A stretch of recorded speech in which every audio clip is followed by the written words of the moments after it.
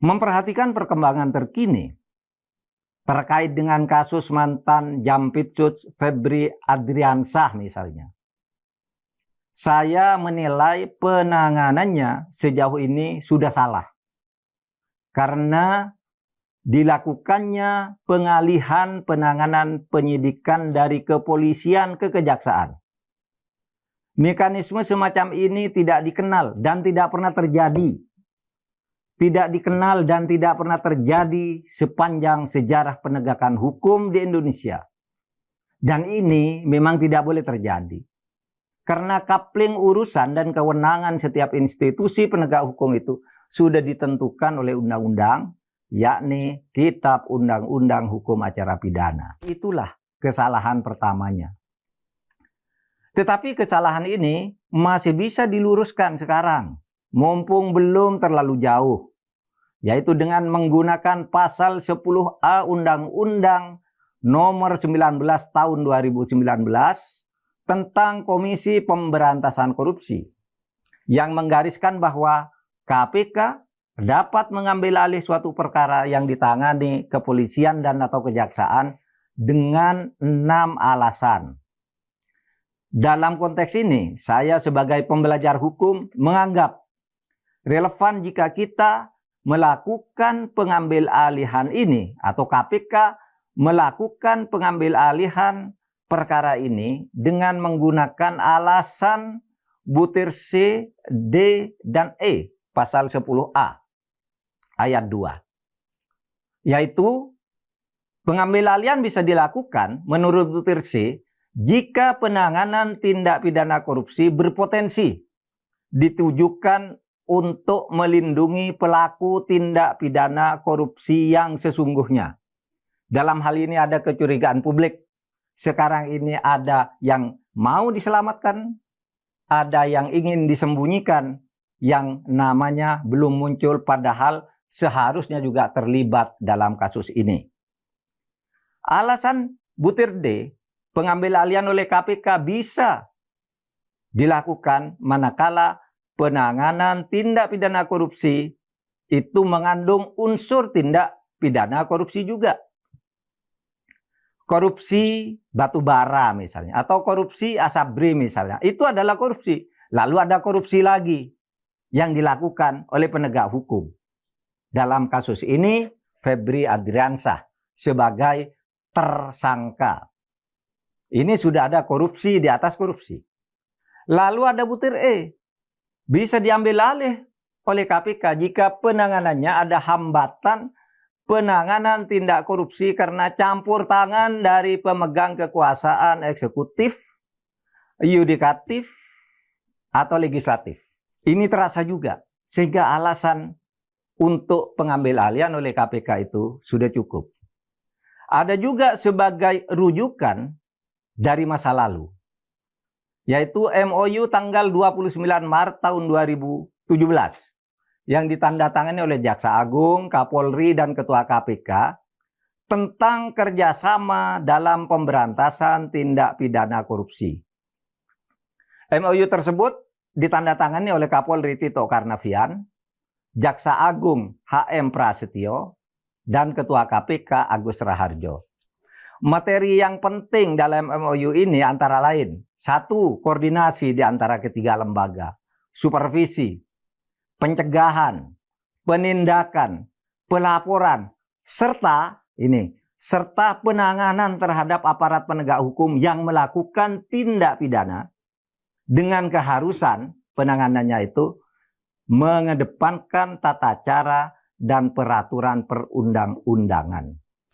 Jadi jalan keluar tentang masalah ini, masalah Febri Adriansyah ini sudah pernah dibuat oleh para petinggi aparat penegak hukum, dan sekarang jiwa MOU tersebut sudah resmi dituangkan di dalam Undang-Undang nomor 19 tahun 2019 pasal 10A. Ada lagi rujukan lain, yaitu prinsip universal di dalam dunia peradilan yang sering dikenal sebagai asas nemo iudex in causa sua. Prinsip ini meniscayakan bahwa penegakan hukum harus menghindarkan diri dari konflik of interest antara penegak hukum. Artinya seorang aparat penegak hukum tidak boleh memeriksa dan memutus perkara yang terkait dengan dirinya sendiri atau dengan keluarganya.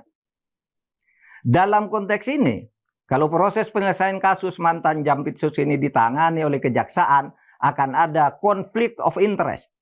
Karena Febri Adriansyah akan diperiksa oleh kolega-koleganya sendiri di institusinya sendiri, padahal statusnya masih jaksa. Jadi tersedia asas hukum, norma hukum, dan rujukan pengalaman masa lalu untuk menangani kasus Febri Adriansyah ini agar diambil alih oleh KPK sehingga bisa ditangani dengan proporsional. Bapak Presiden, keadaan ini sangat merusak keindahan arsitektur pembangunan negara hukum kita yang telah diwariskan oleh para pendiri negara yang begitu agung. Keadaan yang saya rasakan belakangan ini, menurut saya sudah mengancam eksistensi bangsa kita. Bukan karena serangan dari luar, tetapi karena perusakan dari dalam. Pembusukan dari dalam kita sendiri. Para pemikir hukum, para pembelajar hukum seperti saya. Dan menurut catatan perjalanan sejarah bangsa-bangsa di dunia, sudah mengajarkan bahwa jika fungsi hukum sudah rusak, maka akan meluaskan public distrust, ketidakpercayaan publik yang pada gilirannya akan menimbulkan kekacauan dan keruntuhan suatu bangsa. Ada Gium. Jika ingin menghancurkan suatu bangsa, hancurkan dulu sistem hukumnya. Ada gium lain mengatakan bahwa seandainya kita disuruh memilih mempunyai makanan ataukah hukum, maka yang harus dipilih adalah hukum. Dengan hukum yang kuat suatu bangsa bisa mengadakan dan mencari yang tidak ada sehingga menjadi ada. Tetapi jika tidak ada hukum yang tegak dengan baik, maka yang sudah ada pun bisa menjadi tiada dan musnah. Bapak Presiden, kita semua cinta bangsa dan negara kita, Indonesia. Negara ini kita bangun bersama dengan segenap pengorbanan jiwa dan raga, sehingga kita betul-betul mencintainya lahir dan batin. Saya meyakini dan tahu persis bahwa Presiden Republik Indonesia, Bapak Prabowo Subianto, adalah putra Indonesia yang sangat cinta kepada bangsa dan tanah airnya, Indonesia. Pak Prabowo adalah seorang nasionalis dan seorang patriotik. Oleh sebab itu, ada sejumput harapan saya titipkan kepada Bapak. Selamatkanlah Indonesia dengan penegakan hukum yang berkeadilan. Kalaulah ada yang meyakini bahwa penguasaan terhadap hukum itu adalah bagian dari modal politik, maka kita pun meyakini bahwa pemimpin yang menegakkan hukum dengan benar itu adalah pemimpin yang mempunyai modal dan kekayaan serta keuntungan politik yang berguna. Bukan hanya sekarang, tetapi juga untuk masa depan. Terima kasih. Assalamualaikum warahmatullahi wabarakatuh. Subscribe, share, like, and comment. Subscribe, share, like, and comment. Subscribe, share, like, and comment. Subscribe, share, like, and comment. Subscribe, share, like, and comment.